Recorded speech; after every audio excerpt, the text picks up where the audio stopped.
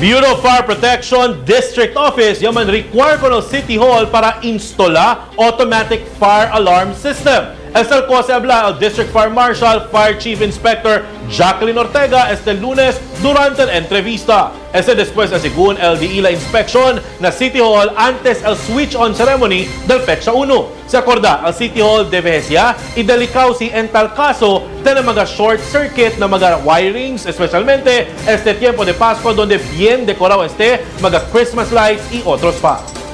EMEDIA Mo! Naman comply sir akal mga wirings na akwera dapat dyan cable tray. Pero yan comply sila, ma'am. On the process sila sir del compliance del one automatic fire alarm system. Thank you for watching this video. Like us on Facebook for more news update. EMEDIA Mo official Facebook page. For comments, suggestions, or any concerns, please feel free to email us at emediamo@gmail.com. Subscribe now.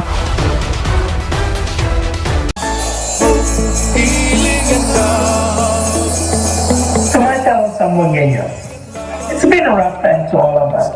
I know we've been struggling nowadays, but it doesn't mean it can ruin the spirit of Christmas. It doesn't mean we have to stay down. Rise and shine, and let's together heal the wounds with love and happiness on this Yuletide season. From my family in Tuyanan, and your very own, we wish you a Merry Christmas and a Happy New Year.